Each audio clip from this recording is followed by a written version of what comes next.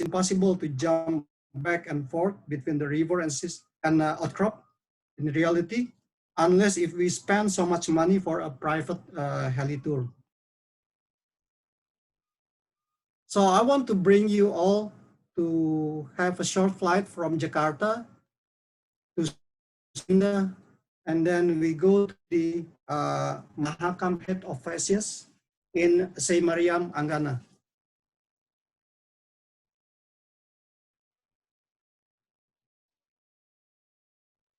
Okay, there we go. We will start the activity with graph sampling across the 1.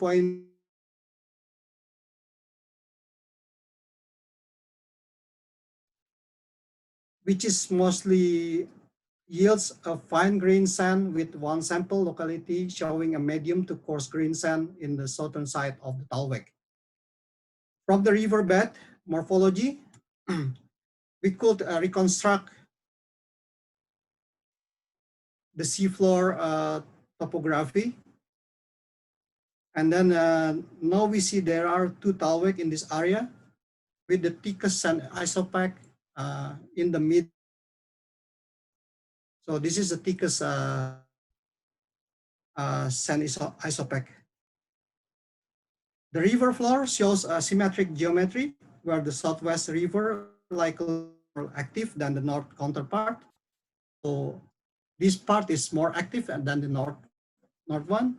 The thickest interval contains very fine to fine sand. Therefore, the thickest isopack here, the yellow area, not always contain the coarsest grain.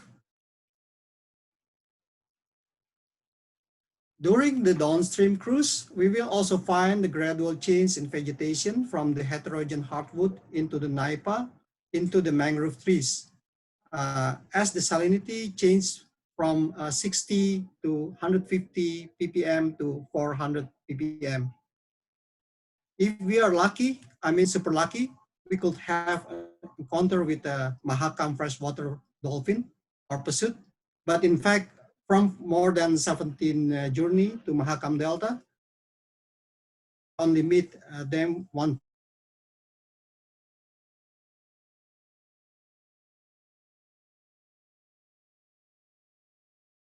Sample, the coarse grain with a gravel size fragment, where we found it in the southern talweg here.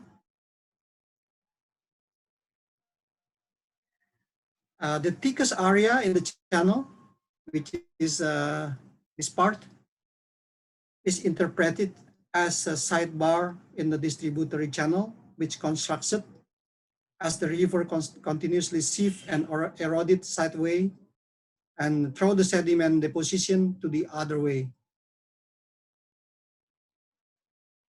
Now I want to take you all to check the outcrop example in the Palawan city.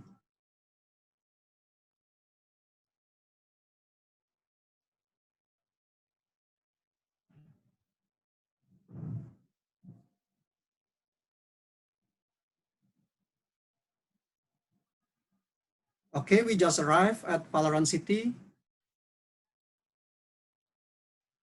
Then I will share the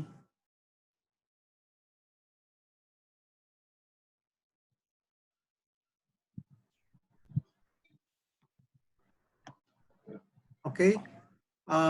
Anybody see the digital outcrop models now?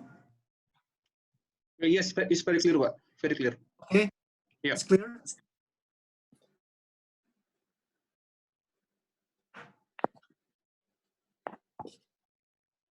Okay, so the Palawan City outcrop or exposure shows a succession of thick and massive sand bodies that could divide it into 5 cycles.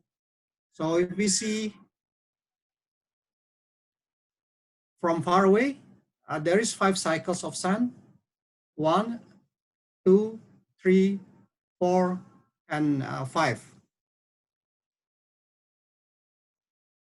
This outcrop is lie between Harapan Baru and Stadion Limestone Cap with an age range of N11 to N12 zonation, or approximately 13 to 15 million years.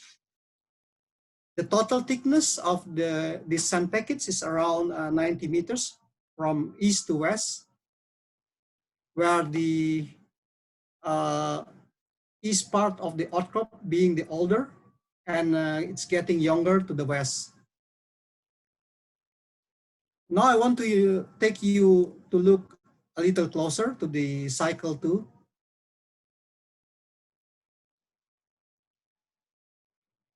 Anybody can see the outcrop? Yes, very clear. Okay. In here, we can see the lateral accretion package, which is very clear in the top part. But in the bottom part, it's a bit challenging, and we need to be careful, because if we see there is a lot of line or scratch here, it's actually a backhoe scratch or excavator scratch structure. So to see the original sediment, we can follow this bed.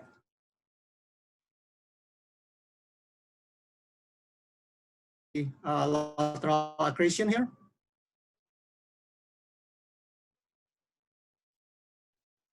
In the main body of the sand, we fragment in the shoulder, and it consists of the sandstone fragment, or this black color is a coal fragment. Moving upward,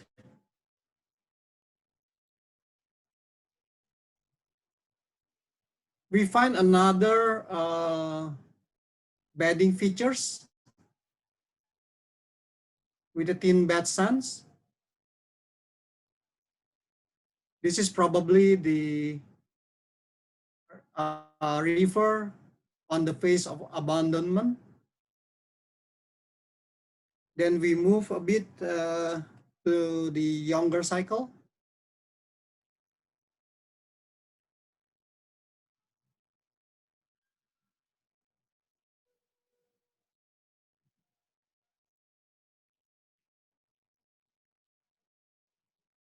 I'm not quite sure about the resolution, but in this package, we find a few of Ophiomorpha burrow, actually, surprisingly. So it suggests that fluvial sand have a deceleration of paleoflow velocity, and the river is entering the phase of abandonment somewhere here.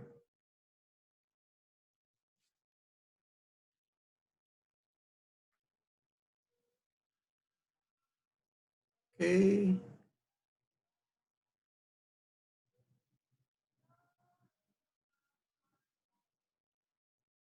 Okay.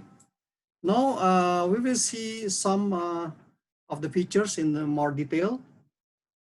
So the most distinct features are the irregular base of the sand body, this dashed red line,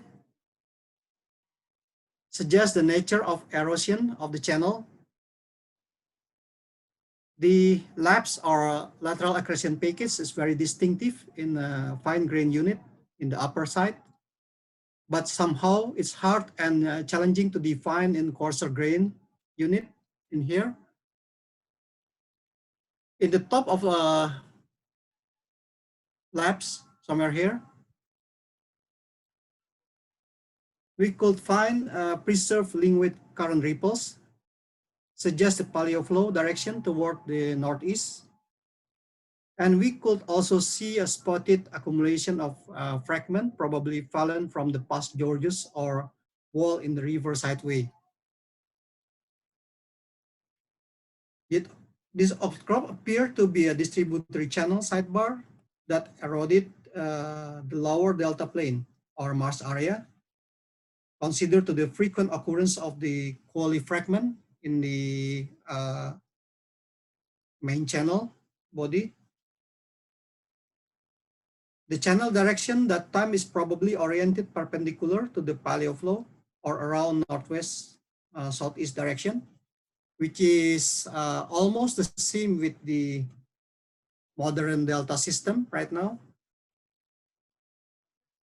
I also mentioned that in the upper channel cycle, we found a few burrows and also some tidal appearance such as flasher structures. This inform us that the river start to drown or abandon in the upper section.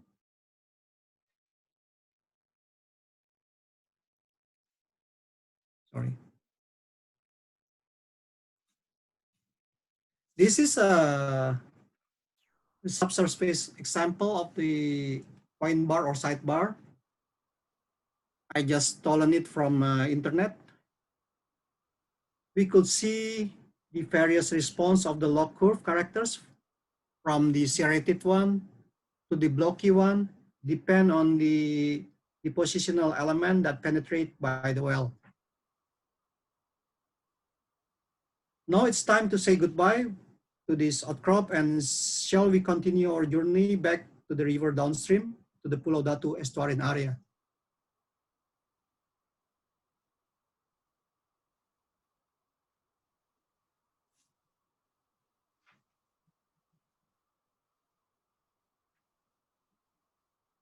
Okay, I'm gonna check if everybody now see the rivers.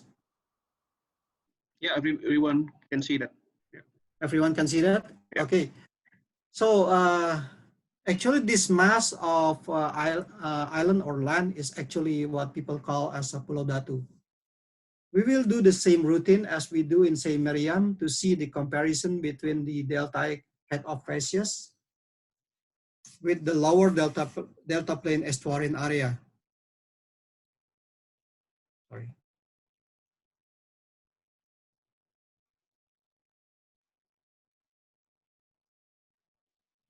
The river now is becoming a way wider, and we make a traverse along 1.9 kilometer section.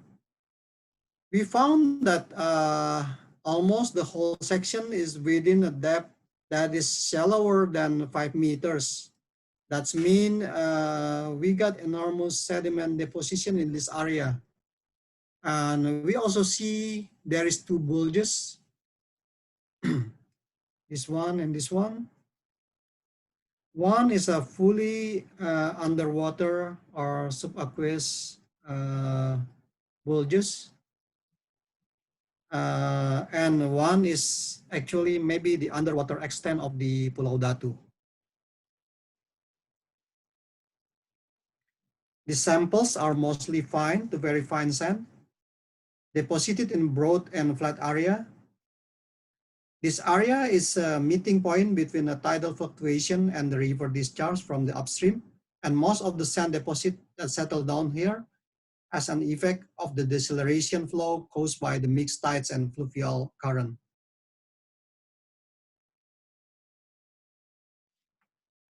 And this is the model example of the meet or sidebar in the estuarine area. To get a better view about the Pulau Datu, let's see the following drone footage. So this is actually the Pulau Datu area. And now we are facing to the east, where the Makassar Strait is lying there.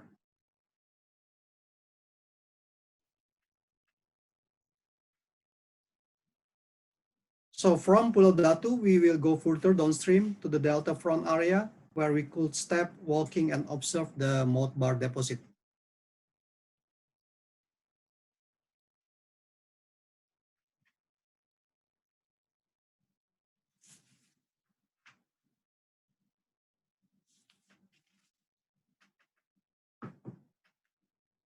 Okay. So this moat bar probably are the broadest land area we could get in a surrounding Pulau Datu area.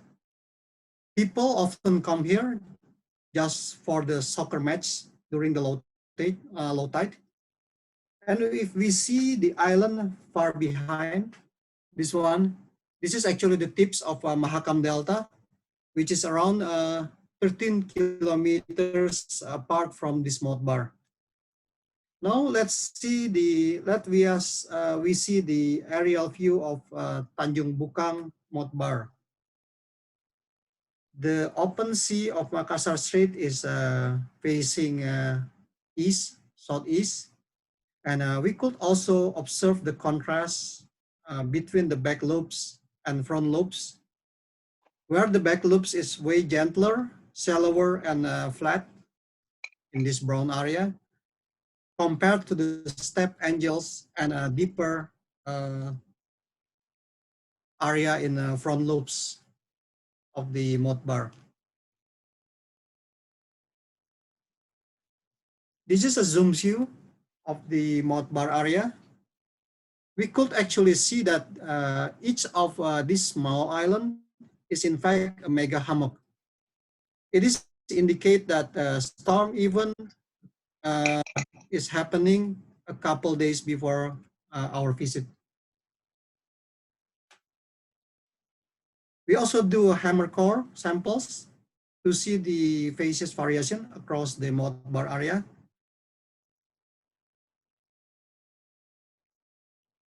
And from the southern part of the moat bar, or southern distributory terminal, we cruise to the northern Mahakam, where most of the fluvial flux has stopped or ceased.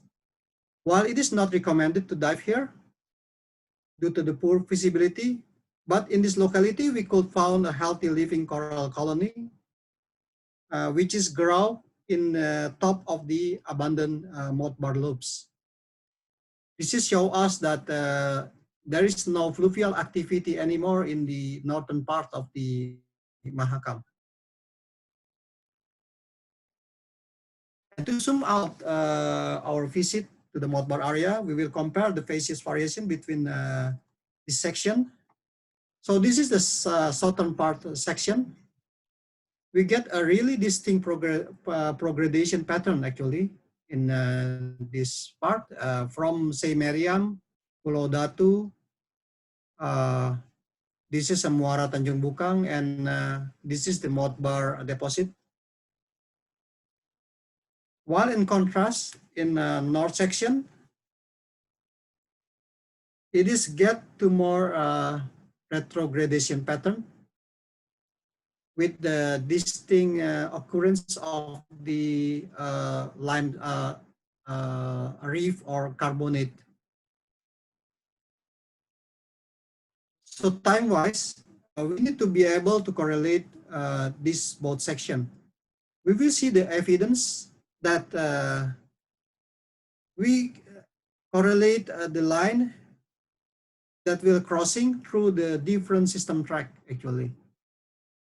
In example, high stand with the transgressive, or even with the low stand system track. So we can see here that the system track is not always form a planar or a parallel line, but it could also cross-cutting somewhere in the middle. Okay, now we will jump from the delta front to the other outcrops in Mahkota 2 Bridge.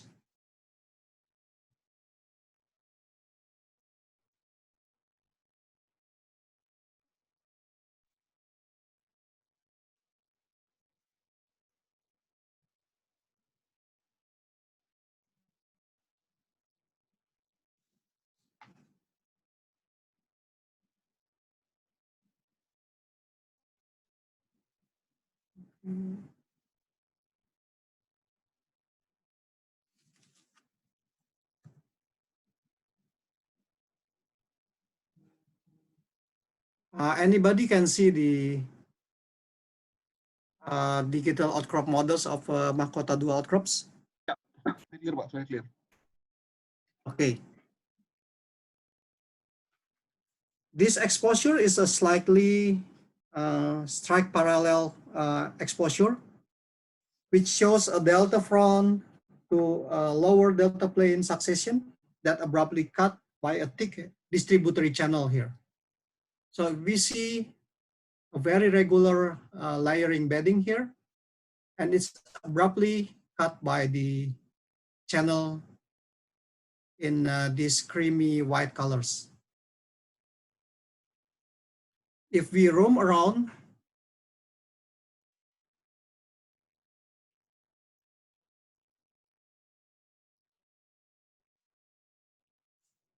we can see a lot of pinch out layer like this that we interpret as probably a tidal channel or tidal flat sand. We also can see the what we call as the gradational coarsening upward sequence of the moth bar deposits in the most bottom part of the outcrops. Hopefully, yeah, I think this is the limit, which is around here.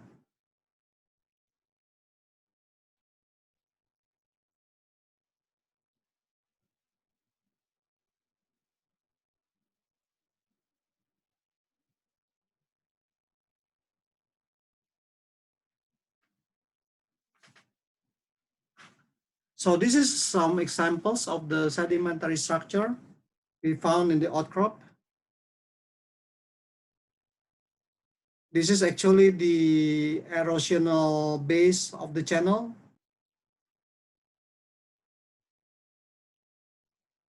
In the bottom part, we found intensely bioturbation that advised there is a intratidal or subtidal environment. We also see the pinch out here from each of the sun layer.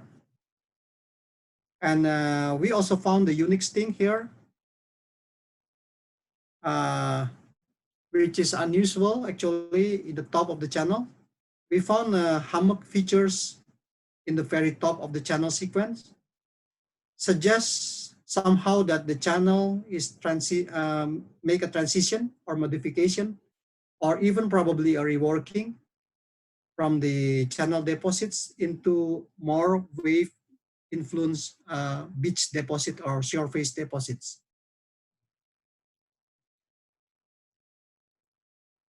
This outcrop is interpreted as an ideal form of deltaic parasequence, moving upward from delta front here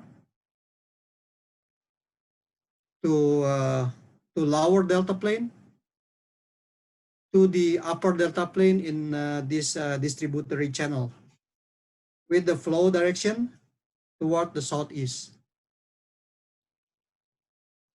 This is the interpretation of the Mahakotadu outcrops. We can see here that it's turned out that the direction of the ancient delta is probably still the same with the modern delta that we had right now.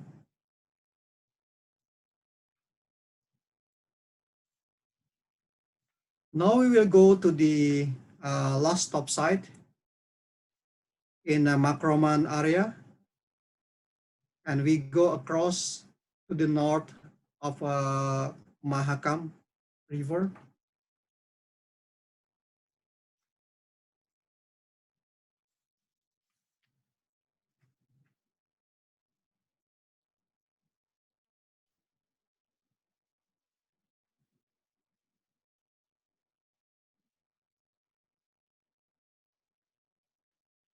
Okay. Anybody could see the outcrop models now? Your crop models ya in PDF Pak. In PDF. Ya, Okay. Makroman ya. Ya. Yeah. Oh, this is the default ya, default. Yeah. Yeah. Okay. It's clear. Yeah. So we will see here, this exposure is located in the side of the coal hallway, actually, in near the coal mining. It is stratigraphically younger than the previous outcrop, with an age around 10 to 9 million here, or within a zone of zone N16. We see a sinistral fault cross-cutting the outcrop. And I think this is one of the most unique outcrop so far in Mahakam, because it's characterized by the interbedded limestone. Okay, this one. So if we see the light cream colors here, it's actually the sand deposits. And in every sand here, we see the interbedded limestone.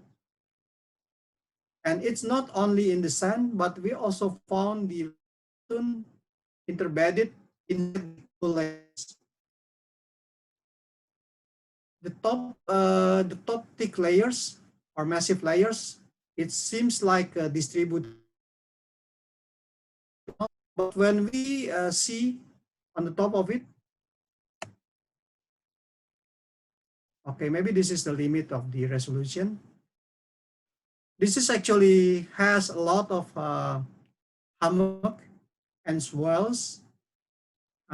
We even found almost symmetrical wave ripples or oscillation ripples. And we don't see any irregular base boundary. So we're thinking this is probably not the distributary channels, but it's already a beach or a surface deposit.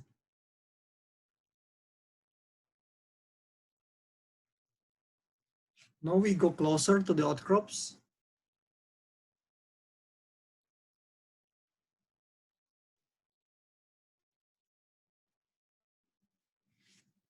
This is how it's looked in the outcrops.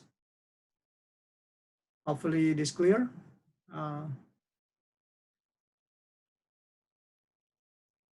And this is the measuring sections of the outcrops.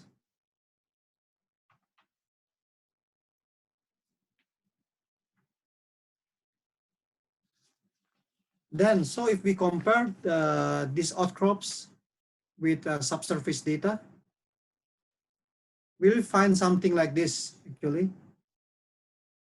So maybe some of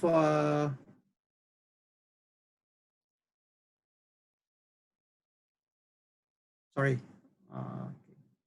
yeah, this one. So this is how it is look in a well look. Maybe some of you already see something like this in your subsurface data, but thinking this is not the prospect data or a prospect reservoir layer, because we see here there is no separation. It's relatively has a low resistivity, but we already tried to produce some of this layer, and it results in quite good production rates, around 100 to 200 barrels oil per day with this kind of lock. It's characterized by the bell shapes, gamma ray characters. We see also the spiky characters or from the tight limestone. We can see it from resistivity and density. And please notice the same features also in the coal layers below. So this is actually a coal, but they had something spiky here and here.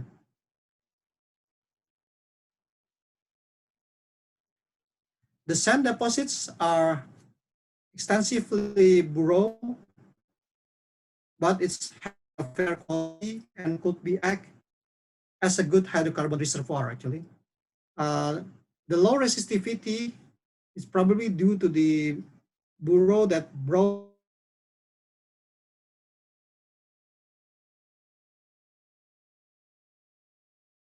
this is the examples of the coal interbedded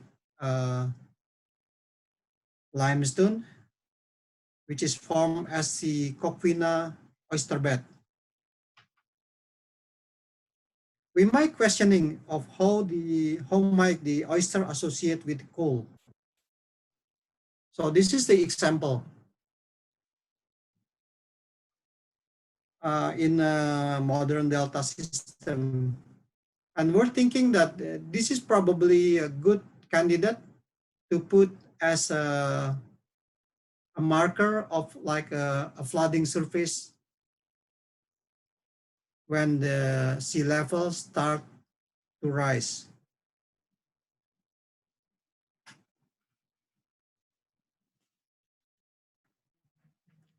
This is the example of what we might encounter in subsurface data. The hypothetical model of the backfill channel here is actually taken from the analog in Tanjung Jumlai area, around 120 kilometers south of Mahakam Delta. And nowadays, the deposit becoming one of the important target as a producer layer. This is an example of the correlation, which was bracketed by several biostratigraphic marker. If we see here the dash red line, actually the projected shoreline position, and the stacking pattern of the channel is more or less retrogradational, although we were not sure either it is caused by the sea level rise or the channel avulsion in upstream area. I forgot to mention, this is the eastern part. This part is eastern. This direction is east, and this direction is west. So this is the sea direction to the right hand side. So there are some unique parasequence we find around ancient Mahakam Delta.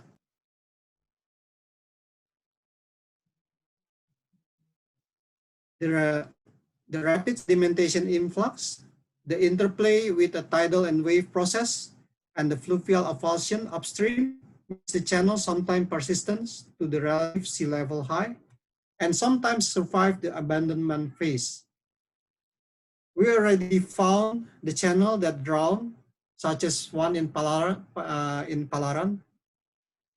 the channel that backfilled, such as one in Makroman, and the suspicious reworks of a channel that becoming a beach deposit in Mahkota 2 outcrop or Mahkota 2 outcrop. And this is a second last sum of key points of what we thought and what we find after the research undergone. So point one, the channel peak deposition period is always in a low sea level condition, and they will be abundant due to the sea level rise. But the fact is, sometimes the channel is survived the abandonment phase. Point number two, the flooding surface are regional and traceable for tens hundreds of kilometers.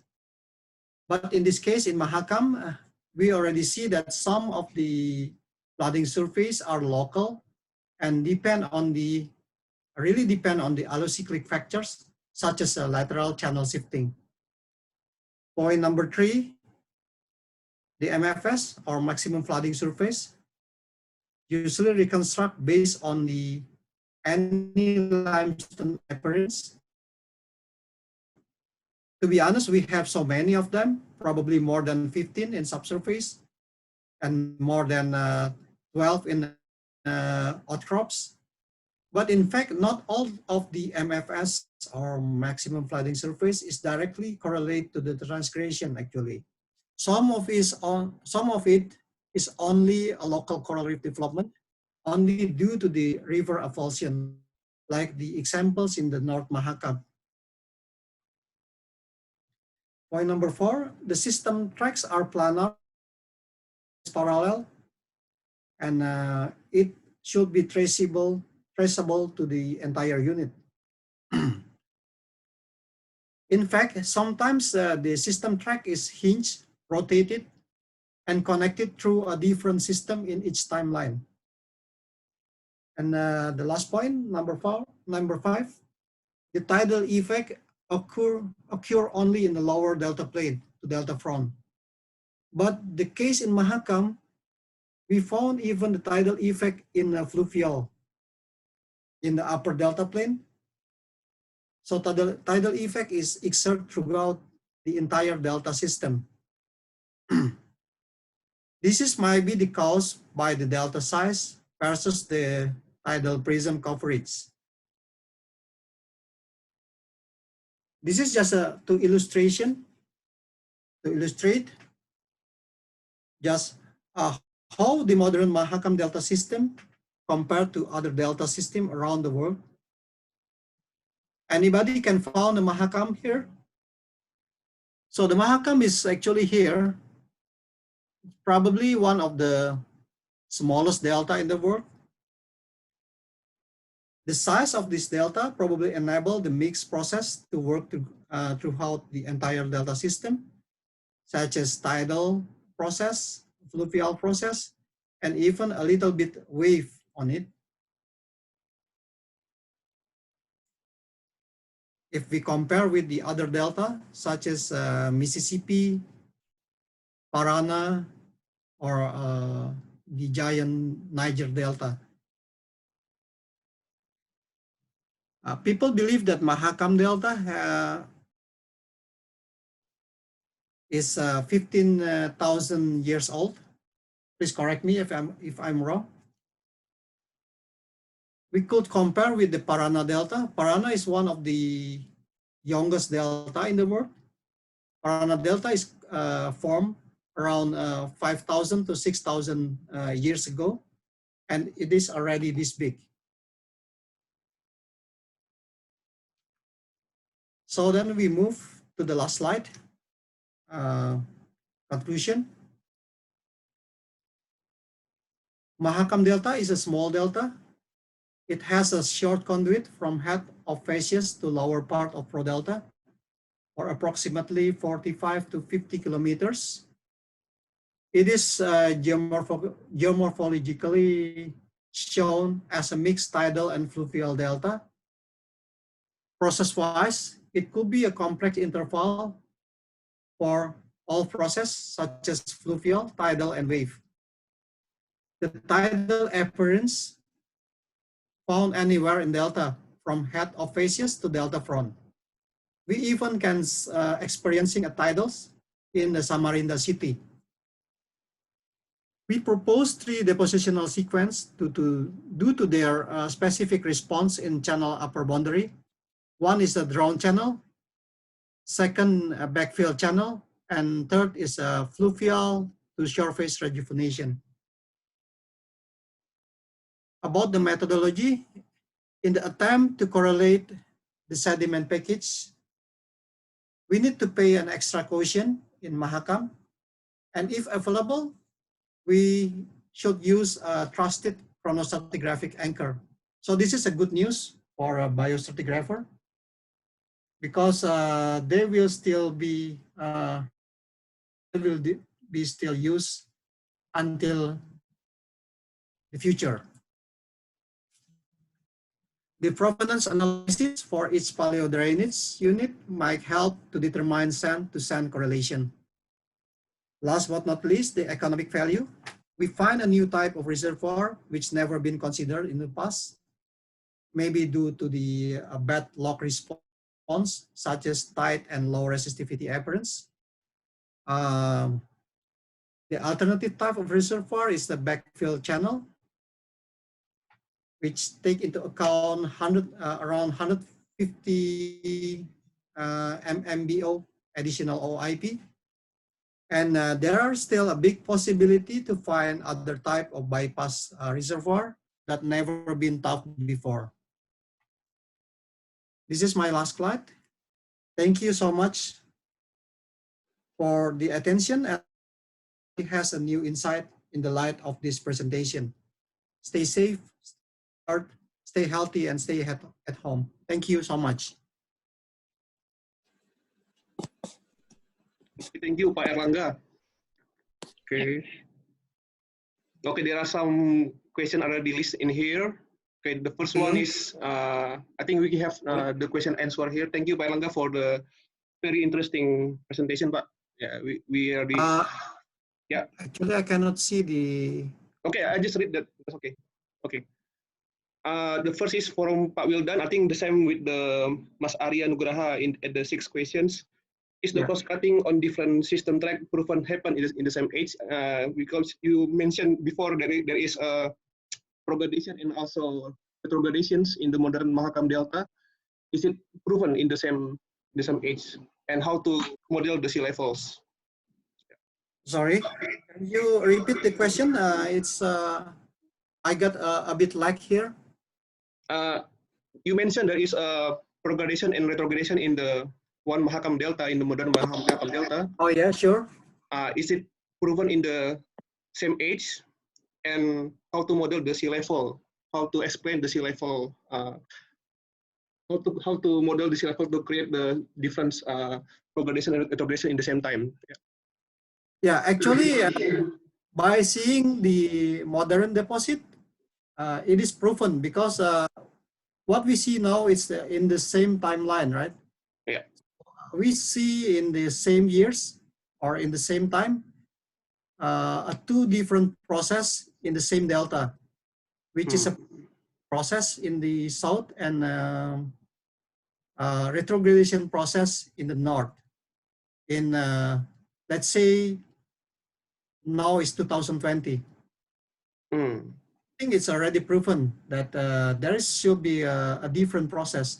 And then we found a lot of limestone cap actually in the subsurface. And actually in the past, we tried to correlate all the limestone cap regionally because we think that limestone is a regional cap. But now we need to be a bit careful because as we see, even in the local drainage, it could be different. Okay.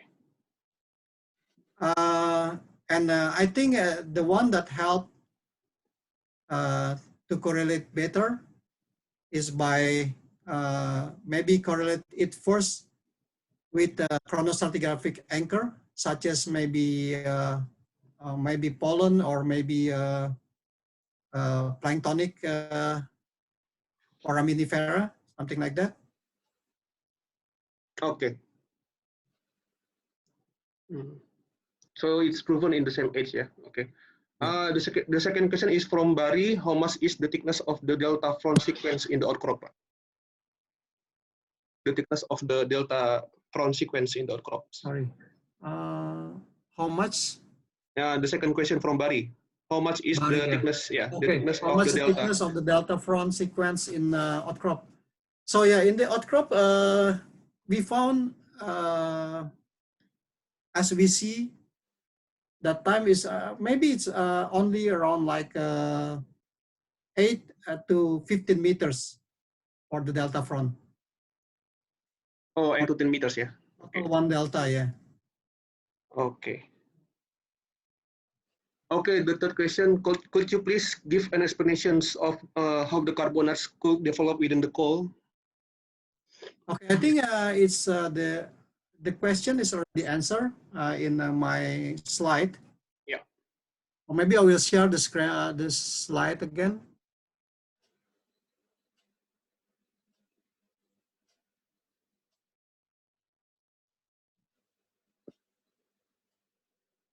Yes, a lot of people questioning how the carbonate could be developed inside the coal layers. And maybe this is the answers, because most of the limestone that we found inside the coals is the coquina bed or the oyster layer. Maybe the oyster that grow in the root of the, or in the rhizopora of the mangroves. So they grow in the mangroves. So more they go inside the land, the more the sea level rise actually. So because we can see the level here where the oyster is growth, right?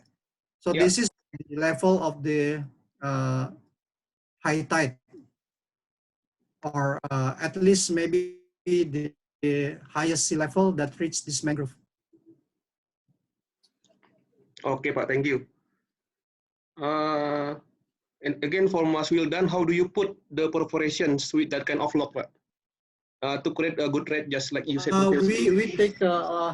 We take the whole section actually. So we not do a selective perforation. We just perforate the entire bed, the limestone. Oh, the entire bed, Pak. Okay. Yeah. And another question from Mas Iqbal Fardiansah. Did Mas Erlangga run spectral gamma ray for outcrop in the study? How to compare and validate with subsurface data? Actually, we run the spectral gamma ray for this outcrop study. We just see the facies association in one area and try to make a comparison with the log data. Oh, operation. Okay.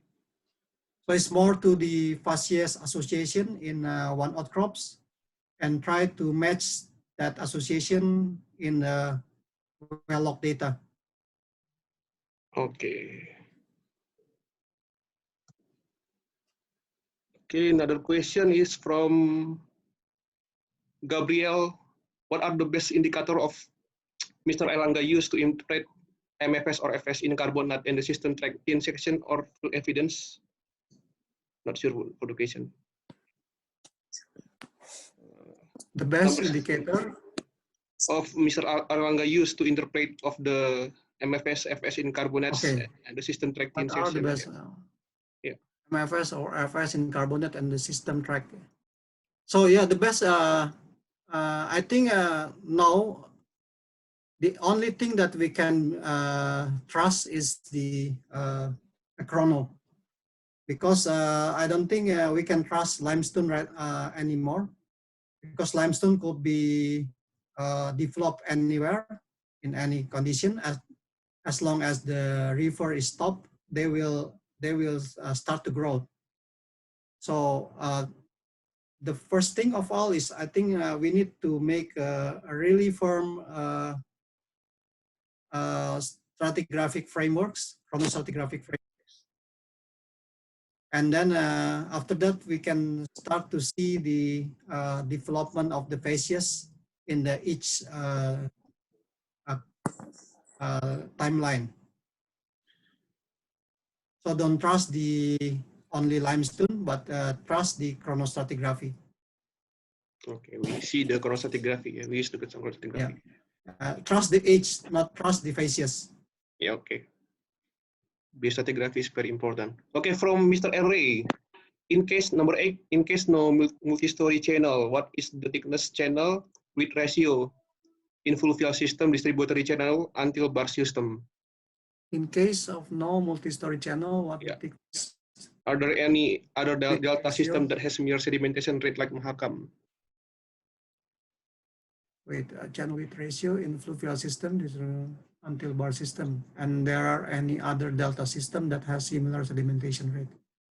Okay, so the sedimentation rate is unique in every river actually, and as we see in my very first slide, that it's not only the rate of sedimentation, but it's also the morphology of the self margin that has a strong control in the delta construction.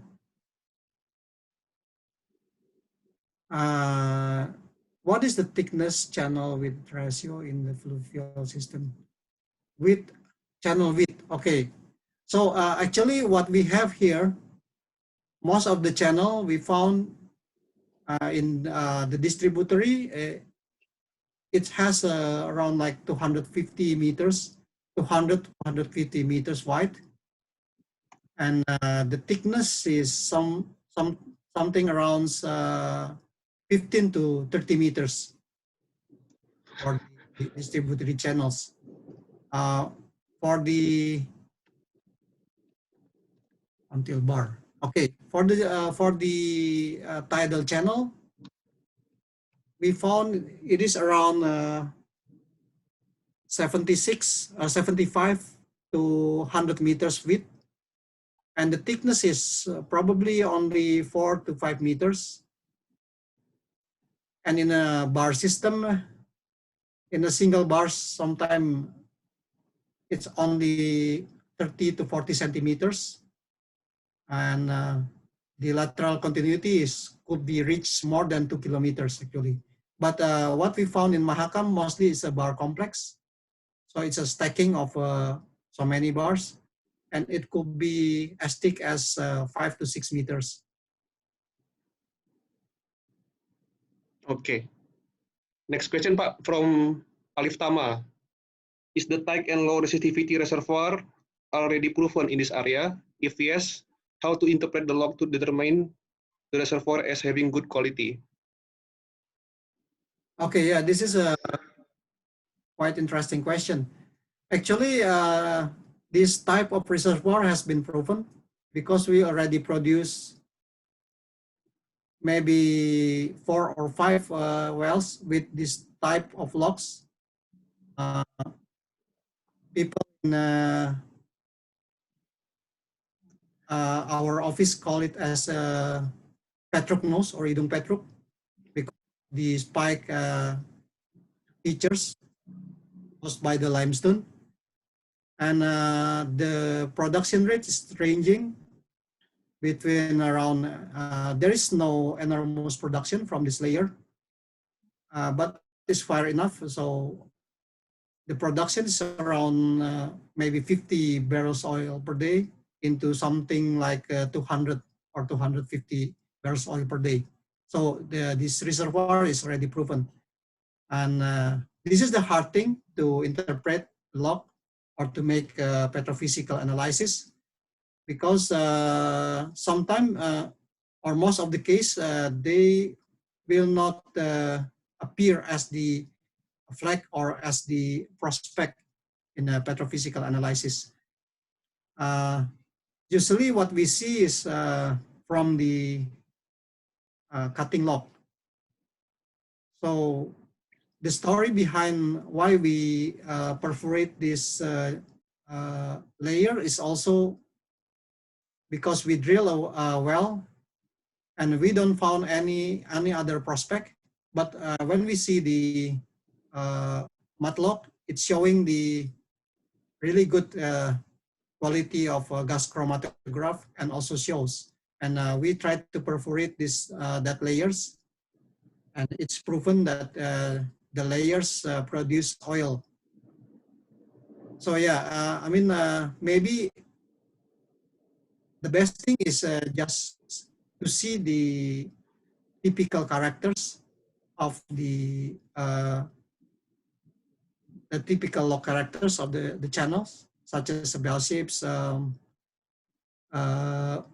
spiky characters, and also try to compare it with the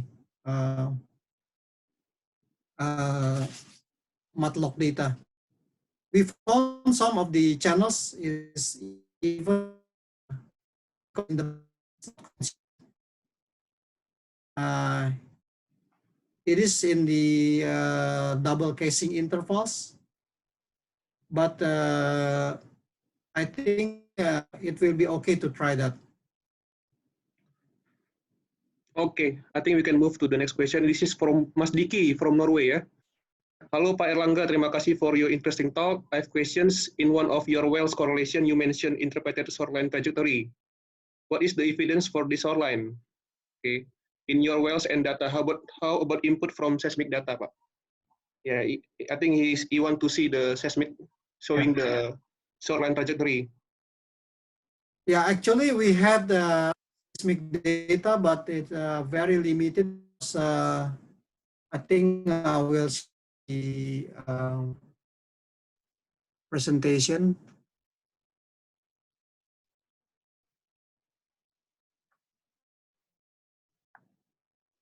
Yeah, data here, but the quality of the seismic data is so bad, so we cannot use it. So we interpret the shoreline trajectory from the stacking patterns of the log after we correlate all the wells with the really firm biostratigraphy marker. So we use Trocamina bios marker, and we also use the ammonium alphidium markers here. And then we see the, after connecting all the, we see pattern of tracking pattern to match it the system track analysis. So in here we see a little bit aggradation here.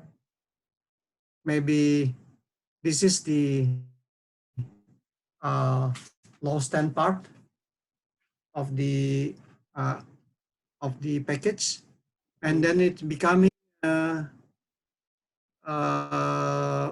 retrograde, or it's becoming it's moving backward. I forgot to put the correlation direction here. It's actually in the left hand side is west, and the right hand side is east. So the C direction, or the interpreted paleo shore direction, is in to the east. So if it is moved backward, then it's I think the shoreline is moving also. And we also see the presence of the limestone limestone layers in each of the channels. So instead of the prograding, actually this channels is formed during the backstepping period. That's why we interpret this as a retrogradation trajectory. Okay, it's very clear. Yeah. Oh, next question from Mas Togi Sitinjak. How do we distinguish? How do we distinguish if the calcareous matters? There is the genetic product or a remnant of real living organism, such as oyster bed, because both show the same character in log. Yeah, as from the log, it seems for me as a quite tight zones, which readiness is more into calcareous, the genetic cements. So is it living fossil forams, remnant of fossil, or is it the genetic cement, Pak? The oyster bed. Where is it? Wait, I'm gonna check the question first. Yeah. How we distinguish the calcareous matters? There is the genetic product or a remnant of real living organisms such as oyster. Yeah. Actually, it's still formed as an oyster. We found it as a. I forgot to put the picture here, but it's still in the shell of. It's still in oyster shell form. So we are pretty convinced that is an oyster. Okay.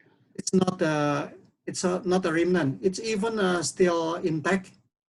Some of the oyster is still have a fully coverage of the shell. Okay.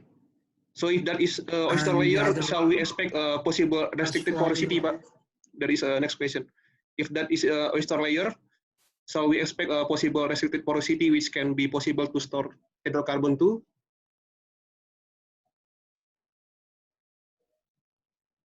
I'll try to to read the other question. As from the log, it seems for me a quite tight zone, Yeah. which is more into calcareous diakinetic cement.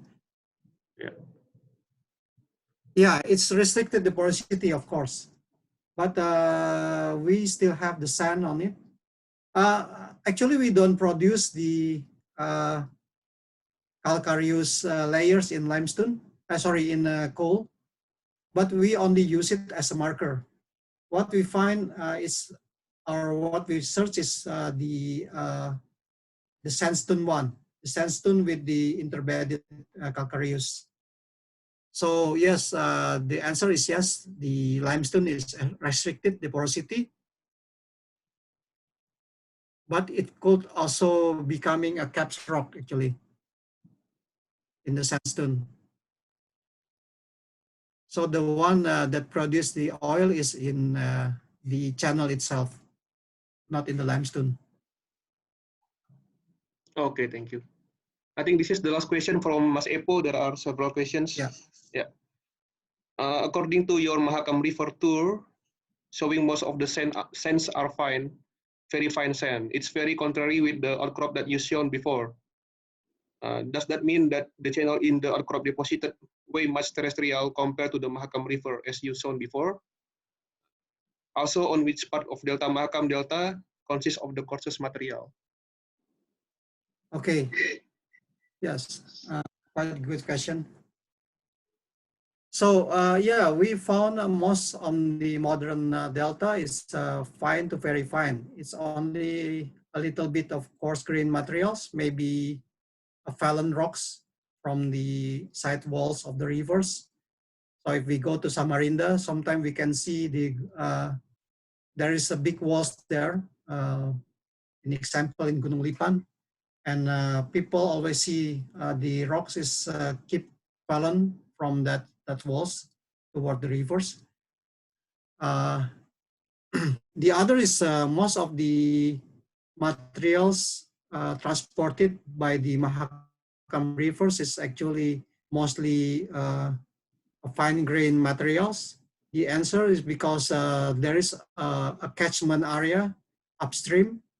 If I'm not wrong, the name is Danau Semayang and Danau Melintang.